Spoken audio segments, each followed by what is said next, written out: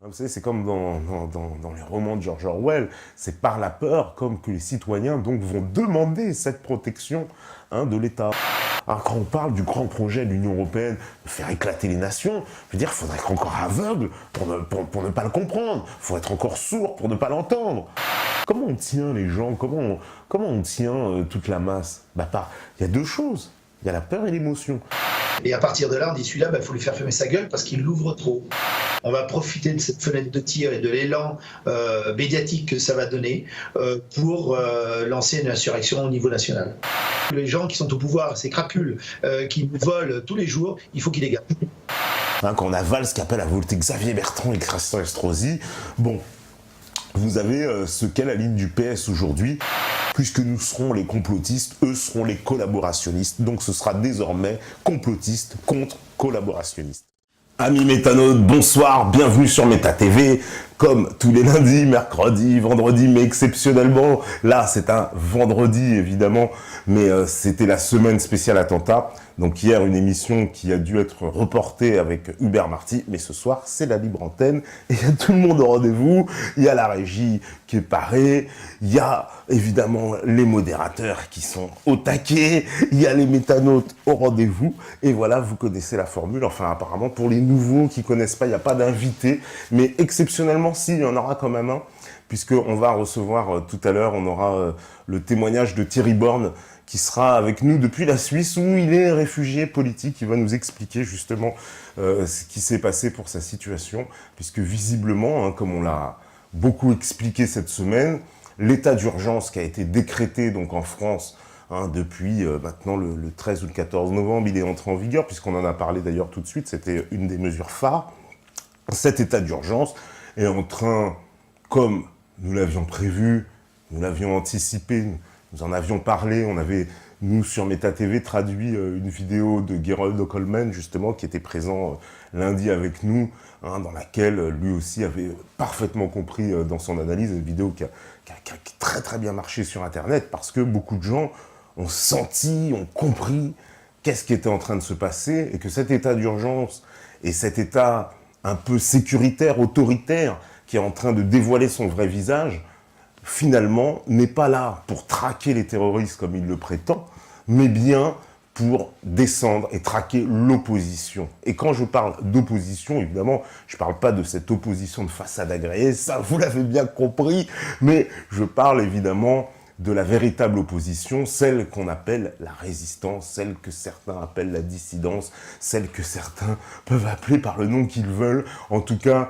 réunissant des personnes qui sont en contradiction totale, évidemment, avec la doxa, avec l'idéologie dominante, pour plusieurs raisons. C'est pour ça que quand on parle d'opposition, il ne faut pas avoir un groupe uniforme, c'est plutôt quelque chose qui est comme un magma d'idées avec des gens qui vont être plutôt à l'extrême gauche, d'autres plutôt à l'extrême droite, selon l'échiquier classique, des classifications politiques, on va dire, d'un échiquier normal.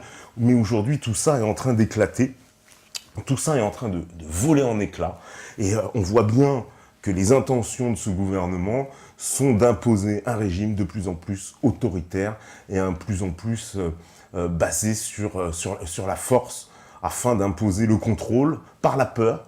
Alors on a eu déjà la peur des attentats, puis l'émotion, et aujourd'hui la peur, évidemment, des citoyens et la pression qui est mise donc sur certaines personnes pour tout simplement les stopper dans leur combat. Mais je pense, et ça moi je le dis, on me demande si j'ai subi de nouvelles pressions depuis les attentats, non, mais je vis avec effectivement la hantise de me dire que ça pourrait m'arriver, qu'on peut être sur cette liste, puisque on en est qu'au tout début de l'état d'urgence. Je rappelle que Manuel Valls a proposé d'en faire une prorogation de 3 mois. Alors déjà, ils l'ont, vous savez, établi pour 3 mois.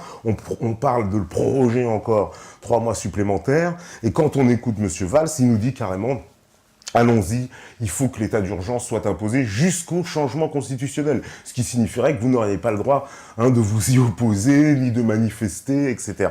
Donc, moi, je suis obligé de vivre avec... on vit avec cette épée de Damoclès, si j'ose dire, au-dessus de la tête, en se disant qu'à tout moment, l'État pourrait se retourner contre nous, comme il l'a fait sur un certain nombre de personnes maintenant de la société civile. Donc, et des gens, alors entre les gens, évidemment, les inconnus, entre guillemets, qui ont reçu les visites des forces de l'ordre, et puis qui ont tout cassé, etc. Vous voyez, ils sont absolument sans complexe. Et puis maintenant, on voit qu'on commence à s'attaquer aux gens de l'opposition. Les informations qu'on a concernant, évidemment, ce qui est en train de se passer en France en ce moment, c'est surtout émanant, je parle là de sources officieuses de la police, qui nous disent, on en profite pour bâcler les enquêtes et pour faire, en gros, puisqu'on a un peu une espèce de carte blanche, en finir par régler certains problèmes qu'on avait avec certaines personnes, etc., etc.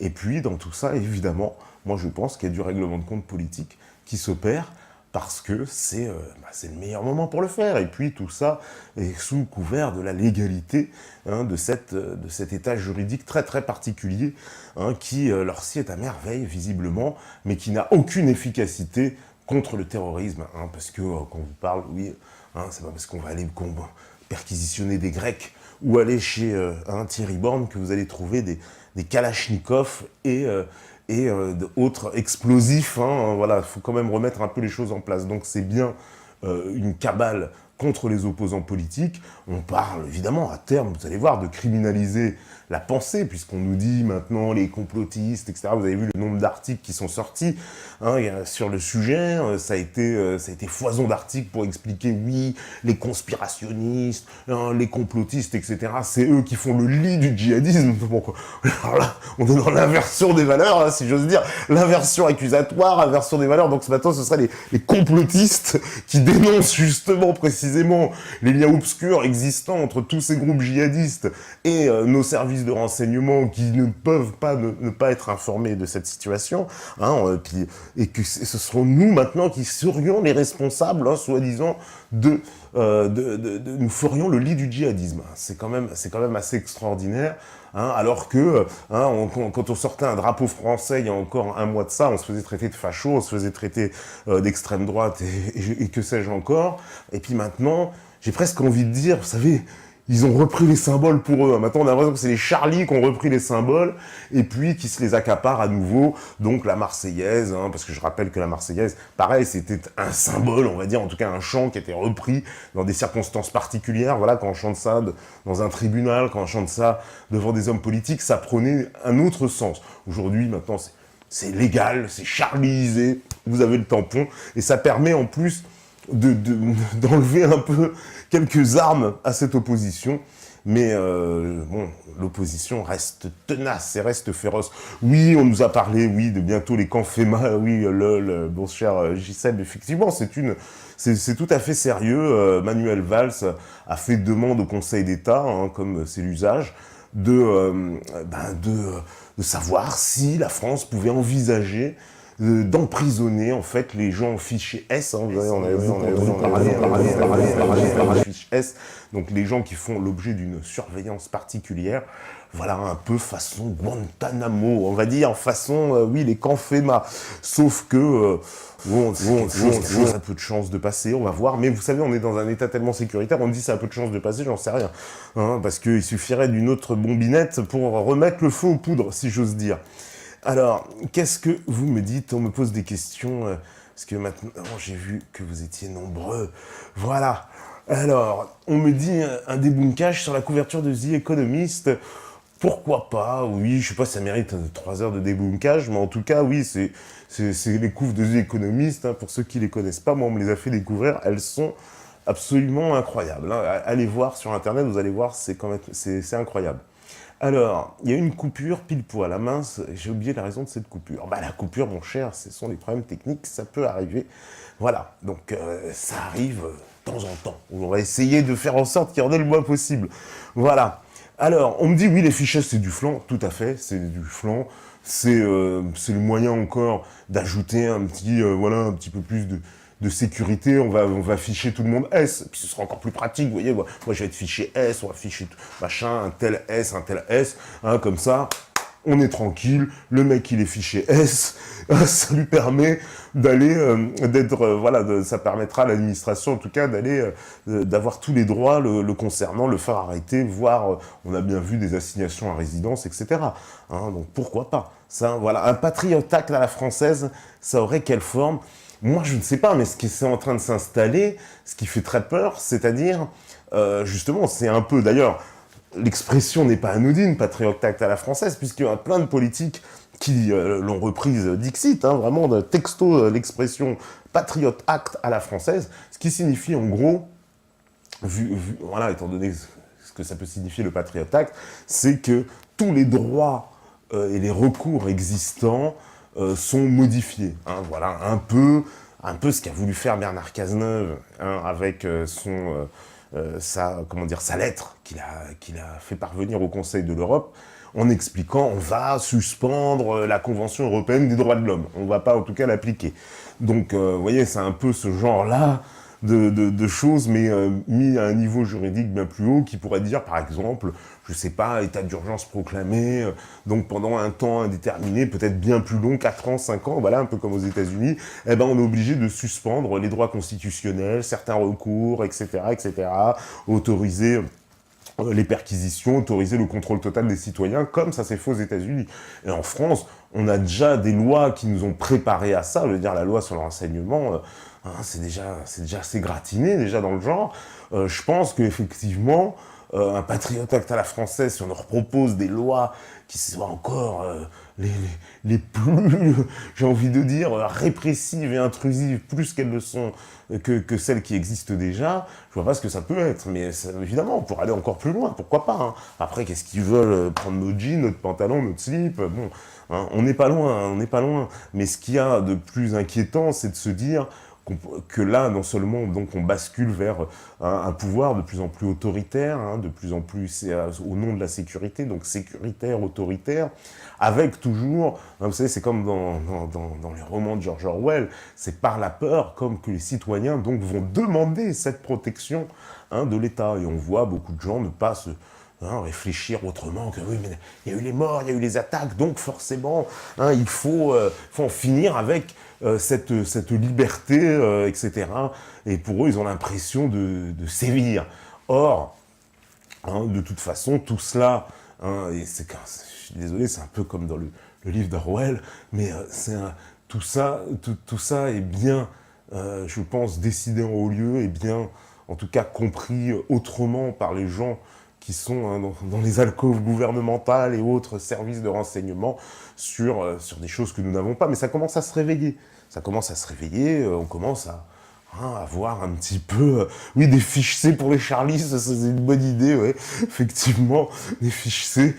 Nous aussi, oui, faudrait aussi nous s'accaparer comme ça certains mots, je le pense, parce qu'eux, ils utilisent vraiment la novlangue pour nous qualifier, conspirationnistes, complotistes, confusionniste, hein, j'ai déjà vu ça, même concernant Meta TV, on était une télé confusionniste.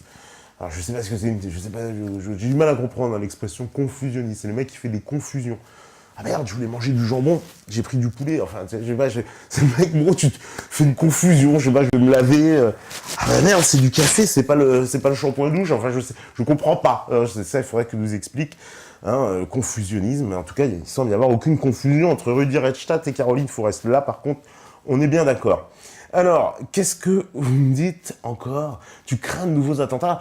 Malheureusement, sans vouloir jouer les prophètes, sans vouloir jouer les oiseaux de mauvais augure, ou alors les complotistes invétérés que nous sommes, ce serait vraiment presque la logique. Hein, puisque le Premier ministre n'a pas arrêté de nous le répéter, Valls, hein, il n'a pas arrêté de nous dire, oui, il faut en craindre des nouveaux, encore pires, etc., etc. Pourquoi pas? Et puis ce serait une étape supplémentaire, justement, vers on se rapproche de la loi martiale, quoi. On se rapproche d'une loi d'exception militaire. Pourquoi pas? Dans la déstabilisation générale, ça me paraîtrait presque logique. Mais à voir, évidemment, sans jouer les prophètes, puisque évidemment, on ne lit pas encore dans le mar de café.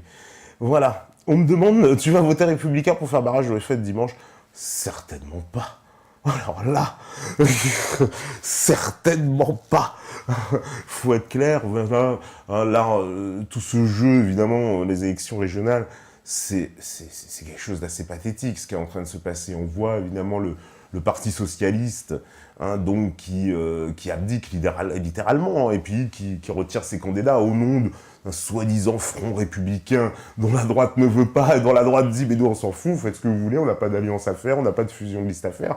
Ce qui veut dire que, évidemment, puisque les socialistes, qu'est-ce qu'ils voulaient, c'est encore pire, c'est vraiment, ça allait manger avec la droite, et en plus partager les sièges avec eux. Ce qui, et là, je veux dire, politiquement, Sarkozy, d'ailleurs, voilà, en tant que bon chef, il n'accepte pas parce qu'évidemment, il passerait pour un traître absolu. Ils savent déjà qu'ils vont se prendre une claque.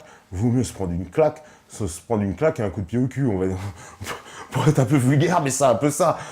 Donc du coup, le père Sarkozy qui a dit non, voilà, à la gauche, qui leur a expliqué, c'est même pas la peine, vous faites ce que vous voulez, très bien, vous voulez retirer vos listes, retirez vos listes, mais en aucun cas, il y a eu une négociation en disant, oui, bon bah, on va placer des députés socialistes, des conseillers, pardon, socialistes sur la liste des Républicains, hors de question pour les Républicains. Donc, clairement, pour moi, qu'est-ce que ça signifie d'un point de vue politique? Bah, c'est que le Front National a raison, en tout cas sur cet aspect-là des choses qu'il a dénoncé depuis longtemps avec la fameuse expression UMPS, en déclenchant, en disant oui, de toute façon c'est bonnet blanc blanc bonnet, bah, ça lui donne encore plus raison en disant bah, regardez, ils sont plein de petites combines, plein de ah oui machin, alors qu'ils se tapent sur la tête toute la journée à coups de matraque, le jour où en fait l'un des deux est en phase de perdre le pouvoir, à ce moment-là, c'est simple, il y a des petites collusions qui se font, des petites combines, afin de laisser, évidemment, de faire soi-disant barrage au Front National. Mais vous savez, dans le cadre de ces élections, ça aussi, alors peut-être, on ne vous a peut-être pas expliqué, certains le savent, j'imagine bien, d'autres le savent peut-être pas, mais c'est un peu particulier, les élections, c'est comme les municipales, il faut comprendre quelque chose. Vous savez, le premier tour, celui qui arrive en tête au premier tour conserve déjà un quart des sièges. C'est-à-dire c'est une prime de premier tour. Donc déjà, pour ce qui est du Nord, pour ce qui est de la région Est, et aussi dans la région PACA, puisque le Front National est arrivé dans 6 régions en fait au total, et ben à chaque fois le Front National, évidemment, va conserver cette avance, et donc obtient d'ores et déjà un quart des sièges. Donc, ensuite, le deuxième tour va se jouer sur le 3/4 des sièges restants. Mais sachant que dans le Nord, où on a vu Marine Le Pen faire des scores qui avoisinent les 40%, imaginons qu'elle ait encore 40% des sièges qui est restant, très honnêtement, elle aura la majorité. Et c'est pareil pour ce qui concerne la région Est. Un petit peu plus peut-être tendu en PACA, mais bon, voilà, ça peut basculer encore. Donc, le Front National, bien sûr, est en passe d'obtenir des régions. Ce Front républicain est tout simplement ridicule de la part du Parti Socialiste. Le Parti Socialiste, c'est un parti qui est dans le déni. C'est un parti qui refuse de voir les problèmes, qui a abandonné de toute façon tout aspect de combat social. Vous savez, le Parti Socialiste, c'est un parti libéral. Ça, j'espère qu'on aura l'occasion de toute façon de parler de cette libéralité de la gauche avec notre ami Charles Robin, qui sera là aussi normalement, qu'on va prévoir après les vacances, et on pourra justement expliquer cette libéralité de la gauche qui fait que la gauche accompagne dans son mouvement complètement le mouvement capitaliste néolibéral, et n'est pas du tout l'opposition à ce mouvement, elle l'accompagne. Et même ce mouvement ne peut exister que si à la gauche, précisément. Vous voyez, ça va très très loin. Et quand le Parti Socialiste d'aujourd'hui, qui en France justement a depuis longtemps, on va dire, allez, comme dit Michel Onfray, depuis 83, Mitterrand a abandonné la gauche, on pourrait placer ça évidemment, le curseur à cette époque-là. En tout cas, la gauche n'est plus le parti qui défend les classes, on va dire, sociales défavorisées. En tout cas, son combat ne se situe plus à cette échelle au niveau des classes sociales. Son combat est sociétal, son combat donc se situe sur ce qu'on appelle, vous savez, les problèmes sociétaux qui ne sont pas les mêmes que ces problèmes sociaux. Et donc, voilà, on se bat pour les petits poneys, pour le mariage gay, pour les communautés, parce que le Parti Socialiste aussi, comment dire, encouragent insidieusement le communautarisme. Alors là-dessus, ils ne sont pas très clairs, évidemment, parce que le Parti socialiste, qui est immigrationniste, est pourtant un parti, vous savez, très empreint d'anticléricalisme. C'est à gauche qu'on trouve les plus grands anticléricaux, de très très loin. Et pourtant, c'est à gauche aussi qu'il y aura donc les immigrationnistes, les gens les plus favorables à l'immigration. Or, là, première contradiction, l'immigration favorise l'arrivée religieuse de la religion, de l'islam, qui s'implante en France par le biais de l'immigration. Donc, première contradiction entre des élus socialistes qui fustigent cette avancée de l'islam, en tout cas qui essayent de la réfréner. Il faut savoir que les voix, vous savez, la loi sur le voile, etc., tout ça, ça vient de la gauche. C'est pas des députés de droite, ça vient de la gauche. Après, évidemment, à droite, on suit, mais c'est la gauche qui a inspiré ces lois-là. Donc la gauche est d'un côté, vous voyez, elle veut freiner, se battre contre les religions, et puis quand vous allez à l'extrême gauche, c'est encore pire. À l'extrême gauche, ils sont anti-religieux, soyons clairs, ils sont très très anti-religieux à l'extrême gauche. Et donc, cette gauche qui combat la religion, donc est schizophrénique, parce que tu combats la religion d'un côté, mais encourage et cautionne l'immigration de l'autre. Immigration qui est la cause de cette islamisation qu'ils voudraient combattre. Donc déjà, c'est première contradiction, première schizophrénie. Ensuite, ayant lâché évidemment toutes ces classes sociales, on va dire ouvrières, toute la classe prolétarienne, la gauche a littéralement abandonné, au mieux trahi, au pire, évidemment, parce que là on peut parler de trahison, évidemment, de la part de représentants qui étaient censés mener ces politiques, et donc là, cette gauche-là, pour trouver son électorat, pour aller chercher ses voix, qu'est-ce qu'elle fait? Elle pratique le communautarisme, tout simplement. C'est comme ça que ça se passe dans toutes les mairies. On l'avait évoqué plusieurs fois ici avec des responsables politiques qui l'admettent parfaitement, que voilà, cette gauche, elle courtise les groupes communautaires. Elle va subventionner l'association des Marocains d'Evry-sur-Couronne, ou je ne sais pas quoi, les Portugais de l'association portugaise de Nogent-sur-Seine, etc., etc. Enfin, on est dans un système où, de toute façon, c'est par les communautés qui vont trouver leur réservoir de voix dans les villes fortement, évidemment, communautarisées. Recette qui, d'ailleurs, commence à être de plus en plus éculée pour ce qui est de la gauche, mais qui fonctionne toujours. Et puis, là, maintenant, évidemment, la gauche ressort son meilleur atout, la peur du Front National. Ça, c'est le grand dada, depuis 80, depuis les années 80 et Mitterrand. On vous met le Front National, c'est l'épouvantail du système qui fait que, celui qui va tomber contre le Front National va obtenir un certain nombre de voix. Celui qui va tomber contre le Front National, par exemple, dans l'élection présidentielle, il est quasi assuré de gagner, il est quasi assuré d'obtenir la majorité des voix. C'est une réalité. Donc finalement, le Front National va quelque part permettre, c'est horrible peut-être ce que je veux dire, mais permettre au système de rester en place. Même si, évidemment, quand on écoute tous les gens du Front National, tout le monde veut... le Front National a une posture anti-système, évidemment. Alors, qu'est-ce que vous me dites? Oui. Alors, est-ce que le chat de questions est pour la libre entraîne? Mais bien sûr.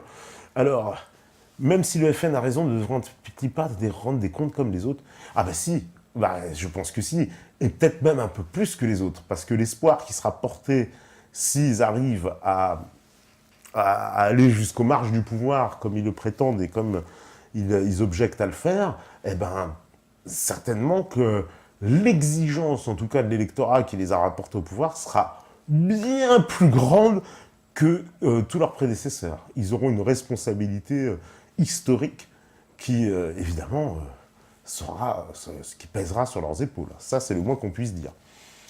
Alors, on me dit que pouvons-nous faire pour soutenir Thierry Borne? On en parlera tout à l'heure quand il sera avec nous, tout simplement. Alors... Un commentaire sur Hollande qui va voter en avion présidentiel alors que tu votes de France se serre la ceinture.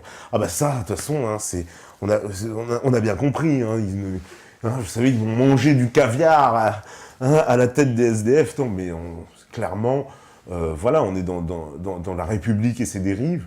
On voit parfaitement qu'on est dirigé par des gens qui sont déconnectés de la réalité, qui a presque deux mondes pour moi. Ce monde du réel, on va dire, un monde du réel qui est de plus en plus lié et connecté, en fait. C'est ce monde du réel qui est connecté à Internet, et un monde imaginaire que les médias s'efforcent de défendre, de montrer. Voilà, ce monde imaginaire, hein, le monde du vivre ensemble, le monde du politiquement correct, le monde de la bien-pensance, le monde de tout est parfait, le monde d'une soi-disant société démocratique, le monde d'une soi-disant bonne intention des gouvernements, etc.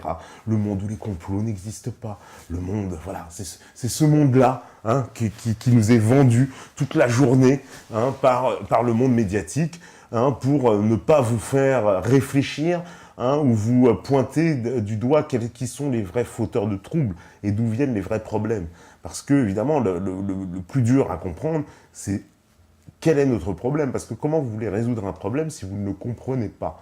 Allez, c'est ça la première base. C'est pour ça que nous, notre travail, et le travail de tous ceux qui sont, hein, dans la même optique que nous, de vouloir réinformer, de vouloir ouvrir des débats, de vouloir élever un peu justement, hein, l'intellect et l'esprit de ce pays au travers de rencontres, au travers d'entrevues, au travers de reportages, comme on peut le faire, ça n'a qu'un objectif final, c'est vous donner les moyens d'une capacité de jugement supérieure parce que vous avez pu avoir des opinions différentes, des avis différents, et ensuite vous forger une opinion.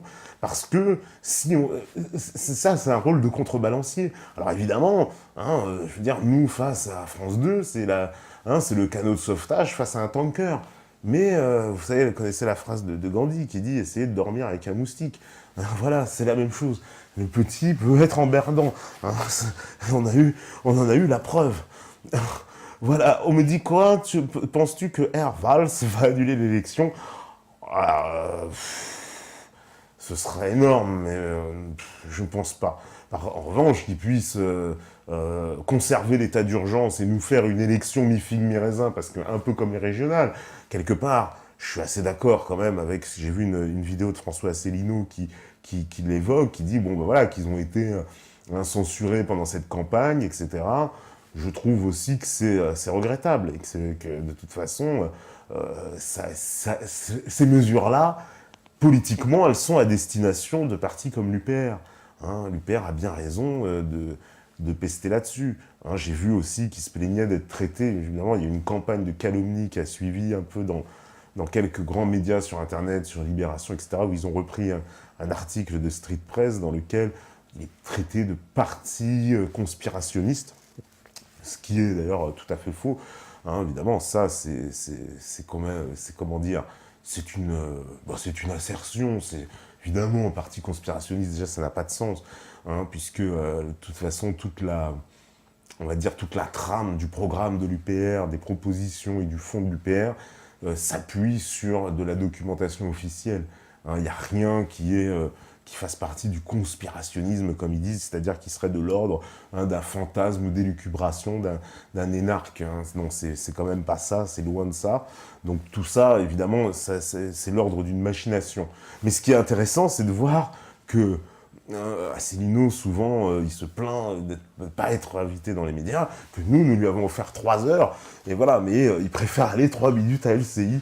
Il pense que ça va plus supporter. Bon, moi, je suis un peu navré de cette situation, puisqu'on lui a même proposé, vous voyez, le débat, on parle de Jean Lassalle et de Nikonov, qui étaient présents avec nous, qu'on remercie encore, hein, pour ce débat. Et ben, nous avions invité, évidemment, l'UPR à y participer. On pensait que ce parti avait toute sa place, évidemment, dans ce genre de débat. Voilà, et ce qui démontre aussi, vous savez, que nous n'avons pas d'idéologie particulière, et nous invitons, voilà, tous les partis, quelles que soient leurs opinions politiques. Voilà, au contraire, on essaie de les confronter, on trouve ça plutôt intéressant. Voilà, en tout cas, oui, on me dit, est-ce que Jean Lassalle va quitter le modèle pour un parti anti-UE? Ce serait assez énorme, mais moi je ne pense pas qu'il quittera quand même le MoDem. Parce que bon, il a quand même, c'est pas son intérêt, au sens, vous voyez, comment quoi on est tenu par les partis. En plus, il a expliqué lui-même qu'il était le seul élu, hein, de son parti, donc bon, je vois pas quand même quitter le MoDem. Maintenant qu'il puisse essayer de ramener certaines idées au MoDem pour les faire évoluer sur l'Union européenne, voilà, je pense pas qu'il arrivera quand même à les faire aller jusqu'à la sortie de l'Union européenne. Mais bon, Voilà, déjà qui commence à comprendre que le problème est autre, ce serait déjà une sacrée avancée. Hein, parce qu'au Modem, on est absolument pro-Europe. Vous voyez, c'est même il a complètement admis ici que c'était le parti le plus européiste de l'échiquier politique. Hein. Et c'est vrai, le centre, il n'y a pas plus européiste que le centre. Mais bon, voilà. Hein. Alors, on me dit, comment vois-tu l'année 2016? Les gens vont se rendre compte de la manipulation du système ou au contraire, vont-ils se laisser berner? Voilà, bah écoute, ça, je sais pas, vont-ils se laisser encore prendre par les systèmes et la peur? Bah on peut pas anticiper, hein. Bon, je veux pas lire dans la boule de cristal, mais on voit bien qu'il y a cette ambiance de peur qui est en train de s'imposer. Je sais pas jusqu'à quel point ça va prendre, mais il y a évidemment la volonté, en tout cas claire, d'imposer le contrôle et la peur. Ça, c'est les deux éléments essentiels qu'on essaye d'imposer. Je ne sais pas comment ils vont, quelles conséquences ça va avoir sur le moyen terme, mais il est évident que du côté gouvernemental, on cherche à pérenniser cette situation et la prolonger au maximum, parce que ça les arrange bien. Moi, je vous dis, ça les arrange bien. Faut pas oublier que avant ces attentats, on avait quand même un président, un premier ministre qui était au fond du trou dans les sondages, qui était absolument, je veux dire, déconsidéré par la plus grande majorité de la population. Donc voilà, ça c'est une réalité, grâce, on va dire, ou à cause, comme vous voulez, de ces attentats. En tout cas, on va dire, ils ont fait une remontée fulgurante, et puis d'un coup, on se met à se dire, ah bah finalement, il faut qu'il y ait un État fort, il faut qu'on ait des personnalités qui puissent tenir le pays, et puis les gens sont en demande ensuite de cette sécurité. C'est ça, quand vous voyez, quand on fait ces petits reportages qu'ils font, et puis ils vont interroger voilà, tout un tas de gens, puis il y a tout un tas de gens qui pensent, oh, mais non mais c'est très bien, voilà, que personne se plaint des mesures de sécurité. D'ailleurs, on voit personne se rebeller contre. Voilà. Donc, petit à petit, on va s'habituer à ces mesures et elles vont devenir normales. Voilà. Et d'un état qu'on appelait d'exception, on va passer à un état normal où on aura l'habitude de se faire contrôler. Voilà, de contrôler en plus. De façon on est déjà extrêmement sous contrôle avec tous ces outils numériques qui leur facilitent la tâche. Mais là, maintenant, ils vont pouvoir être complètement intrusifs et ils ont fait sauter les derniers verrous qui étaient un peu les garde-fous, c'est-à-dire qu'on ne pouvait pas faire n'importe quoi sans ouvrir une enquête, qu'il y ait un juge, etc. Donc, vous voyez qu'il y a une procédure, parce qu'on va le rappeler, la procédure, c'est la seule garante qu'il puisse y avoir justice et égalité. C'est-à-dire, une procédure, c'est la même pour tout le monde. Et c'est ça qui est garant de la justice, de l'égalité, etc. Si on commence justement, maintenant qu'il n'y a plus de procédure, on fait ce qu'on veut, là, c'est sûr que la justice et l'égalité en prennent un sacré coup. Et c'est exactement ce qui est en train de se passer. Donc, moi, je ne suis pas super optimiste, pour tout vous dire, sur l'avenir. Voilà, à voir aussi quelle est l'évolution de la situation internationale du côté de la Syrie, ou du côté, évidemment, de cette guerre qui est en train de se profiler avec les pays européens qui, maintenant, sont tous tombés d'accord pour une intervention. Quelle forme va prendre cette intervention? Est-ce qu'on ne va pas mettre des troupes au sol, etc. Qu'est-ce qui est en train de se passer? Donc tout cela est un peu en train de donner raison, encore une fois, à Thierry Meyssan, et l'information capitale, je trouve, qu'il nous a donnée ce lundi, en nous expliquant que la France, la Grande-Bretagne, Israël, étaient en train de vouloir créer un État au nord de l'Irak, un État, une espèce de Kurdistan sans Kurdes, mais dans lequel, évidemment, Daesh va faire le sale boulot de virer les indésirables, comme ils ont fait au Kosovo, etc. Donc, voilà, c'est évidemment ce qu'on se demande, c'est quoi ce chahut, j'ai envie de dire, diplomatique et militaire, avec l'Allemagne qui veut intervenir, la Grande-Bretagne, la France. Les États-Unis, c'est toujours en attente, mais les États-Unis, vous savez, ils sont en intervention constante, et donc eux, c'est pas un problème là-dessus. Alors, un débat Nikonov-Friot sur le salaire de base. Oui, alors là, très intéressant, évidemment, puisque Jacques Nikonov, lui, s'est exprimé contre, évidemment, le salaire à vie. Et évidemment, un débat Friot-Nikonov, ce serait très, très, très intéressant. Alors, on me dit, de ta propre expérience, les complotistes sont-ils parfois assimilés aux djihadistes? Ah oui, c'est vrai qu'il faut que je mette les questions. Voilà. Ah non, waouh, magnifique. La question s'affiche. Et là, bah oui, moi, qu'on les assimile, c'est eux qui veulent les assimiler. Ah, moi, ce que je de mon expérience, non. de mon expérience, au contraire. Les djihadistes n'aiment pas les complotistes, puisque les djihadistes, justement, ils se plaignent que les complotistes, qui mettent en avant les liens obscurs qu'ils entretiennent avec les services de renseignement, aussi bien dans leur fonctionnement, leur formation, leur création et évidemment leur financement venant de pays comme le Qatar ou l'Arabie Saoudite, ça ne fait pas leurs affaires. Parce que du coup, tous ces candidats au djihad qui voudraient vouloir faire cette guerre et participer à cette opération, des fois sont freinés par ces informations en se disant mais je vais me faire avoir finalement. Donc les complotistes leur causent du mal. Donc rien que déjà ça, cette information invalide complètement ceux qui disent que les complotistes font lit du djihadisme. Vous voyez, puisque les djihadistes justement, alors les djihadistes en matière de complot, alors, ils font leurs propres vidéos, ils sont très très organisés, plus que les complotistes. Mais voilà, c'est une réalité.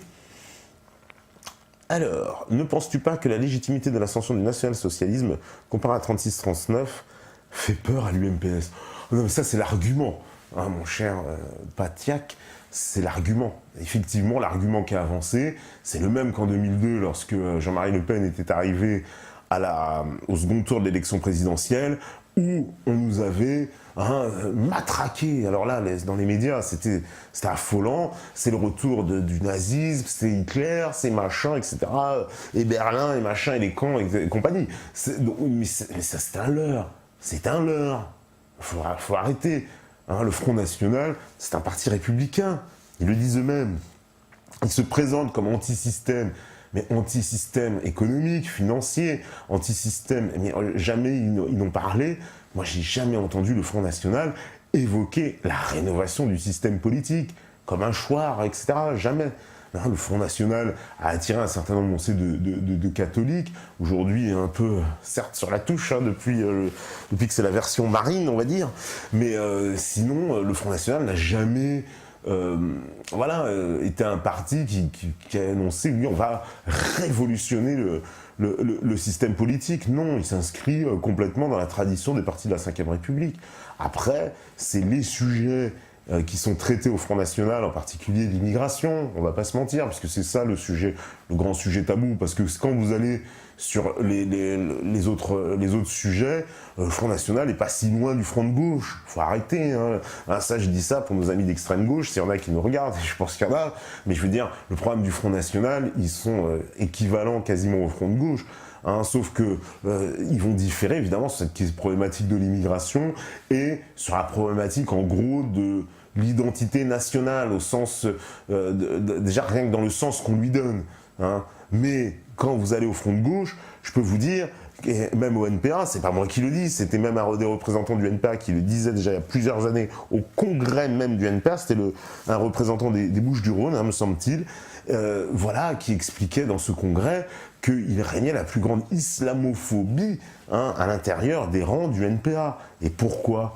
Parce que, je vous le dis, il n'y a pas plus anticlérical que les gens d'extrême gauche. Donc forcément, dans ces partis-là, c'est très très très très mal vu, les gens qui vont se balader. Alors on va me dire, ah oui, mais il y avait Besancenot avec la candidate voilée. Ah bah oui, ça c'est vrai, il a fait un beaucoup de pub, évidemment, parce que les instances du Front de gauche, elles savent très bien qu'elles ont besoin de ce vote communautaire.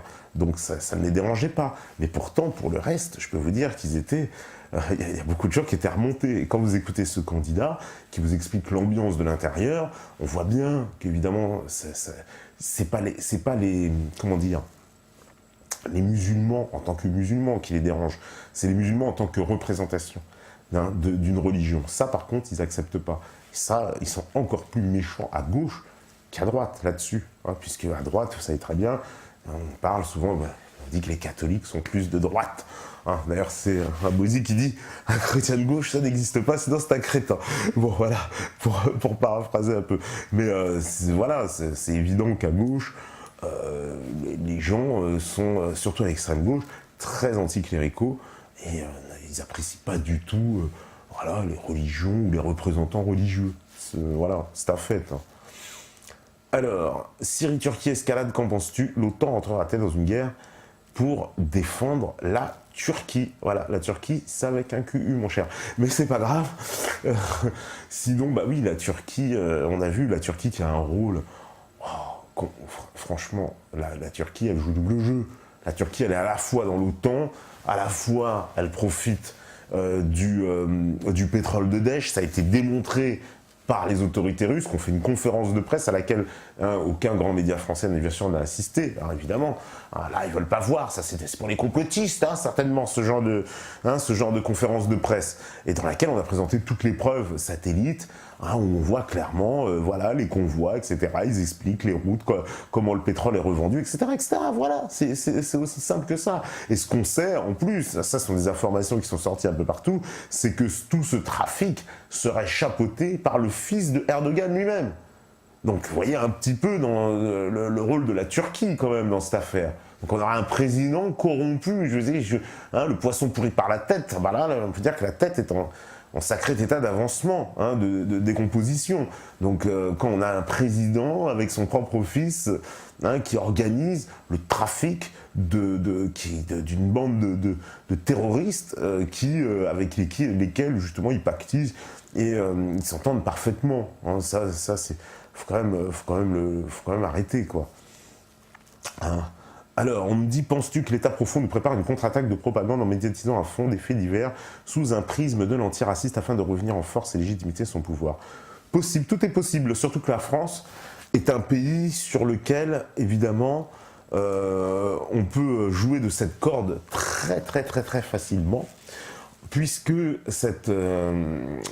a un pays où il y a la plus forte communauté juive d'Europe occidentale, pareil pour la communauté musulmane, donc il y a tous les ingrédients en France pour nous concocter une guerre, ou tout du moins une guerre larvée, ou des tensions communautaires entre les différentes factions impliquées. Évidemment, la France est la candidate idéale, si j'ose dire. Et en plus, je vous dis, cela aurait pour conséquence de freiner. Parce que plus on va vers cet état de guerre, cet état sécuritaire, et cette autorité qui est en train de s'abattre sur la France, mais sur l'Europe, vous savez très bien, ça commence toujours par quelque part. Et donc, quand on se projette, qu'est-ce que c'est la conséquence de cet état de chaos qui est en train de s'installer? Et bien pour moi, il y a une conséquence qui me paraît très inévitable d'un point de vue justement de géopolitique globale, c'est que on va plonger sous le parapluie de protection américain, le parapluie militaire américain. Et finalement, on ne peut aller que vers un rapprochement stratégique avec les États-Unis. C'est ça le fond de ce chaos, de cette terreur. On l'a vu, regardez Hollande quand il est allé voir Obama, il était à l'aise. Regardez les images, il rigole, il est mal. Quand il va voir Poutine, regardez-le, vous allez voir comment il n'est pas à l'aise, comment il est pas du tout... Pourquoi? Mais c'est pas évident, parce qu'ils sont pas du tout évidemment dans la même politique.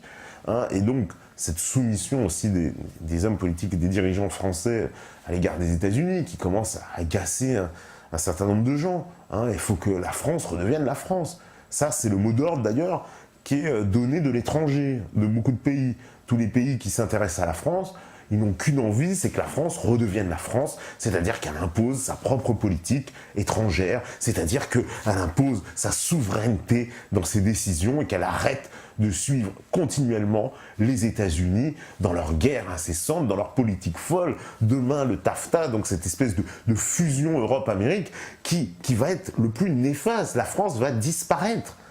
C'est pas un fantasme une conspiration, mais si, c'en est une. On peut parler de conspiration parce que ça dérange peut-être certaines personnes, mais les conspirations, ça existe. Et les gens qui projettent et qui ont un agenda pour nous et qui projettent des plans à long terme sans nous consulter et qui font ça dans le plus grand secret, ça s'appelle des conspirations. Le pire, c'est les conspirations aussi à ciel ouvert, parce que les conspirations à ciel ouvert, c'est devant nous, vous savez, les preuves sont là. Alors, quand on parle du grand projet de l'Union européenne, de faire éclater les nations, je veux dire, il faudrait être encore aveugle pour ne pas le comprendre. Il faut être encore sourd pour ne pas l'entendre. C'est quand même extraordinaire, là. Parce que c'est devant nous, c'est là. Et ce n'est pas une conspiration cachée, ce sont des textes officiels, ce sont des déclarations, ce sont des actes. C'est là, devant nous. Donc, regardez, il n'y a pas que moi qui le dis. De toute façon, on est tellement à le dire depuis longtemps, tous ceux qui nous comprennent voient bien que tout ça est réel. Et donc, il y a un danger qui existe, un danger réel de faire disparaître le pays. et le disparaître, le dissoudre au travers de cette superstructure Union européenne qui est en voie de fusion avec l'Empire. Nous deviendrons véritablement ce que nous sommes déjà, hein, on va dire dans les actes, peut-être pas encore tout à fait sanctifiés dans les textes, mais en train de prendre forme. Nous sommes devenus une province de l'Empire. Nous obéissons à un hypothétique maître placé de l'autre côté de l'Atlantique qui donne les ordres, tu vois, à notre président devenu simple préfet, simple exécutant d'un empereur plus puissant. Et il est temps de sortir de cette, évidemment, de cette spirale. La France, c'est sa seule issue, c'est sa seule chance. Et c'est la seule chance même pour tous les peuples. Mais évidemment que les États-Unis n'ont pas intérêt à cette... Vous vous rendez compte, le séisme que ça provoquerait, le tsunami diplomatique. La France qui sortirait de l'OTAN, qui sortirait de l'Union européenne. Et c'est pour ça que, voilà, même nos amis de l'UPR, il faut qu'ils comprennent qu'on s'attaque à des forces qui sont gigantesques, qui sont puissantes. Parce que tout ça, on le sait, tout ça est raccordé à une vision globale avec le système de domination financier aussi monétaire. Et qui est lié à ça, Parce que demain, dans une France souveraine, on pourrait, dans un renversement politique populaire, modifier ces règles-là aussi. Et donner l'exemple aux autres peuples, leur expliquer, qu'ils comprennent aussi. Et croyez-moi, si ça se passe en France, ce qui se passe en France a des incidences mondiales. On l'a vu à chaque fois. Eh ben, les mêmes incidences mondiales se répercuteraient si la France, demain, devait sortir de l'Union européenne, sortir de l'OTAN, de l'euro, et mettre en place de nouvelles solutions politiques. Ce serait un tsunami, un véritable tremblement de terre mondial. Voilà, un renversement d'alliance que, évidemment, je pense, l'OTAN et toutes les instances européistes, euro-mondialistes n'ont pas intérêt, en tout cas, à voir émerger. C'est bien pour ça que le système de la peur et du contrôle me semble être la solution pour laquelle ont opté, en tout cas nos dirigeants, pour conserver tout ce système en place. Ça me paraît être assez cohérent. Voilà. Alors, qu'est-ce qu'on me dit ? Bon, alors, on me dit, es-tu au courant que l'Assemblée nationale n'a pas adopté la proposition de résolution tendant à la création d'une commission d'enquête relative à la participation des francs français au financement de Daesh, lien officiel. Voilà, on a mis le lien. Eh ben non, je ne savais pas, mon cher VV, peut-être le vrai VV, je ne sais pas. Et voilà, non, je ne savais pas, je découvre comme toi, mais rien d'étonnant. Après tout, rien de nouveau sous le soleil. Les députés ont décidé de ne pas voir, de ne pas entendre et de ne pas parler concernant cette affaire absolument scandaleuse des livraisons d'armes à Daesh, parce que la France livre des armes sans savoir vraiment à qui et pour quel objectif. Elles vont servir à quoi ces armes? Donc, les députés devraient avoir un contrôle, devraient avoir ne serait-ce qu'une vision sur ce qui se passe. Mais semble-t-il, non, voilà, ça ne les intéresse même pas. Voilà. Alors, on me dit, ne crains-tu pas le mépris et les malentendus concernant tes idées contre la politique immigrationniste de cette gauche fantomatique? Il ne faut pas craindre, hein. On est toujours, de toute façon, ostracisé, on est toujours étiqueté, catalogué, ça fait partie du jeu, si j'ose dire, hein. C'est comme ça pour tout le monde et à tous les niveaux. Seulement, si on veut que les idées avancent, il faut ouvrir les débats. Et je pense que moi, oui, j'ai effectivement, on me dit, j'ai des idées contre la politique immigrationniste. Il est vrai que je pense, ça c'est à titre personnel, que oui, la politique d'immigration a été catastrophique, qu'elle a engendré des conséquences sociales pour la France catastrophiques, et qu'il est temps de mettre ce sujet sur la table. Et que la gauche fait tout simplement un déni, c'est un peu comme pour certaines femmes qui font des dénis de grossesse. Hein. Non, non, je suis pas enceinte et tout. Bah là, c'est un peu pareil. C'est pire qu'un déni de grossesse. Le problème est là, tout est là, les conséquences sont là. Non, non, on veut pas le voir. Ah non, ça n'existe pas. L'immigration, non, non, monsieur et tout. Mais ça, c'est pas possible. À un moment donné, il va falloir mettre les problèmes sur la table, il va falloir que les gens de gauche se réveillent et qu'ils admettent ce que j'appelle, moi, le principe de réalité. Il y a des principes de réalité auxquels on ne peut pas échapper. Et donc, ce problème de l'immigration fait partie d'un principe de réalité, un sujet qui doit être traité. et qu'on ne peut pas balayer d'un revers de main. Et puis, vous savez, les paroles de la gauche qui a donné tout le discours victimaire des années 80, c'est SOS Racisme, c'est-à-dire ce discours, oui, j'ai le droit d'habiter ici en France parce que vous êtes venus coloniser chez moi, et puis j'ai le droit de foutre la merde. Ce discours est en train de s'épuiser. Je veux dire, les arguments sont maintenant plus qu'éculés. On est en train d'en finir. On arrive à la fin, on est au bout de ce discours-là. D'ailleurs, je pense qu'ils cherchent, à travers, on l'a vu, cette manifestation-là pour la dignité qui a eu lieu à Paris, c'était il y a un mois à peu près, où on voit quand même des images assez surréalistes de gens qui sont clairement anti-France. C'est-à-dire que, vous voyez, on est passé même dans un cap. Les gens ne demandent plus des droits égalitaires, maintenant ils demandent des droits spécifiques. Et c'est très anti-France, ils disent voilà, moi je suis noir français, moi je suis nana, etc. Alors ce qui est d'ailleurs étonnant, parce que ces gens qu'on voit dans cette manifestation revendiquent leurs différences, l'appuient, en font un argument véritablement politique, j'ai envie de dire. Et puis après, c'est tous ces gens-là qui vont vous tomber dessus quand vous allez déclarer une déclaration avec les blancs, les machins, etc. Ça, vous n'avez pas le droit. Vous n'avez que le droit que dans un sens. Et donc, je pense évidemment que cette politique immigrationniste, elle a aussi produit ça. Et qu'aujourd'hui, on arrive au bout parce qu'il va y avoir une pensée française. Alors, malheureusement, ce qui est triste, c'est que ça sera interprété par certains comme du racisme, comme, voilà, c'est de l'antisémitisme, bon ça, on sait plus trop ce que ça veut dire. Mais voilà, c'est du racisme, c'est pas bien, etc. Parce que on a tellement pourri le débat dans ce pays concernant ces thématiques, en particulier, justement, c'est vrai, avec ce débat entre le Front National depuis les années 80 qui soulève cette thématique de l'immigration, qu'aujourd'hui, simplement ouvrir ce débat et prendre une position qui est contre l'immigration, c'est contre l'idéologie dominante. Il faut bien le comprendre. Donc forcément, si vous êtes contre l'idéologie dominante, vous êtes un opposant, vous êtes un raciste, vous êtes un extrémiste. Puisque c'est comme ça qu'on vous traite aujourd'hui. C'est un peu comme les migrants. Vous n'avez pas le droit d'être contre l'arrivée des migrants. Vous avez vu, tout le monde, le monde journalisto-politique, tout le monde est d'accord, non, il faut accueillir les migrants, c'est bien, etc. Vous entendez très très peu de voix s'élever, vous dire attention, mais qui est-ce qu'on accueille, etc. Ou est-ce que, voilà, c'est notre rôle d'accueillir, enfin, très peu de mise en garde. Vous savez, c'est l'idéologie, la doxa a dit, il faut accueillir les migrants, vous devez accueillir les migrants, point, c'est tout. Et donc, très sincèrement, voilà, cette doxa dominante, elle est en train de perdre du terrain. Et je pense que il est important de prendre position pour expliquer ces problématiques parce que les autres ont peur d'aller sur ces terrains-là, quoi. Mais je sais que c'est des terrains glissants, il n'y a pas de problème. On est parfaitement au courant. Alors, tout le monde prend Poutine pour un sauveur, alors moi je dis qu'il ne fait que servir les intérêts des oligarques, sionistes aussi au passage, et son combat, et surtout pour le pétrole aussi, qu'en penses-tu ? Moi j'aimerais bien organiser, je vous dis, on a dans l'idée de faire un débat justement sur Poutine en invitant des pour et des contre, donc des gens évidemment qui sont des qualifiés qui ont travaillé sur le personnage, mais ce sera intéressant parce que Poutine pour le moment, au niveau des actes, moi, si vous me demandez à titre personnel, je le trouve droit dans ses bottes, cohérent, assez logique dans ses actions.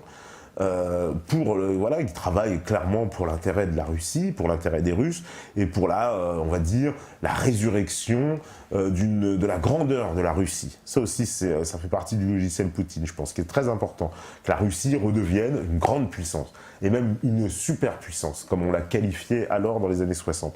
Et donc, en tout cas, il y travaille. Après, évidemment, ces liens obscurs avec les oligarques et les machins, etc. Je ne suis pas assez spécialiste de Poutine. Je vois des choses passer aussi farfelues que sérieuses, en fait, sur cette affaire. J'aimerais bien qu'il y ait un vrai débat, en fait, pour essayer de dépatouiller tout ça. Parce que, il peut très bien être, effectivement, à la fois suivre certains intérêts des oligarques, parce qu'il en a quand même foutu dehors, on ne peut pas dire qu'il ait suivi tous les oligarques, c'est pas tout à fait vrai, même si évidemment il doit avoir des oligarques à côté de lui, sionistes certainement aussi, et son combat pour le pétrole aussi c'est une manne de devises et des entrées de revenus pour les Russes. Hein, donc, ils ne peuvent pas cracher dessus. Donc, après, qui cherchent aussi à établir une supériorité de la Russie, bon, bah, pourquoi pas, les autres cherchent tous à le faire. Alors, pourquoi on pourrait lui reprocher de faire la même chose? Voilà. Alors, on me dit, as-tu vu la vidéo d'Asselineau qui démontre que le PS est devenu un parti fasciste d'extrême droite, qu'en penses-tu? Oui, bah, je suis assez d'accord dans ses analyses. Hein, je l'ai expliqué, je suis assez d'accord dans ses analyses. Hein, moi, pour moi, évidemment, que le PS est devenu un parti fasciste d'extrême droite. Malheureusement, ça risque de se confirmer dans les mois à venir.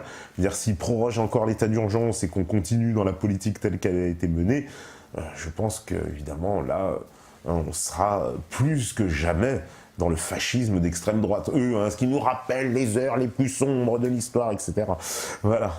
Alors, on me dit, admettons que la France se retire de ce système et décide de sortir de cette vassalité, que pourrait-il lui arriver? Bah, c'est pareil, on ne peut pas savoir. Mais très certainement, les forces qui nous asservissent vont chercher à casser ce mouvement. Ça pourrait être logique. Voilà, mais encore une fois, j'extrapole, mais par cohérence, les gens, évidemment, ne se laisseront pas faire. Hein, je veux dire. Donc, mais qu'est-ce qui pourrait nous arriver? Mais ça peut être aussi bien des campagnes, ce qui serait plutôt soft, médiatiques, de diabolisation de la France, ou au pire, évidemment, une guerre civile provoquée. Hein. On le voit qu'ils ont quand même l'art de provoquer des guerres civiles venues de l'étranger, avec trouvant des alliés, qui sait, allemands, belges. Hein, oh, je dis pas ça pour nos amis belges, je sais que vous êtes nombreux, mais vos dirigeants, on ne peut pas tellement avoir confiance à ce qui se passe en Belgique. Mais évidemment, oui, ça peut très bien arriver.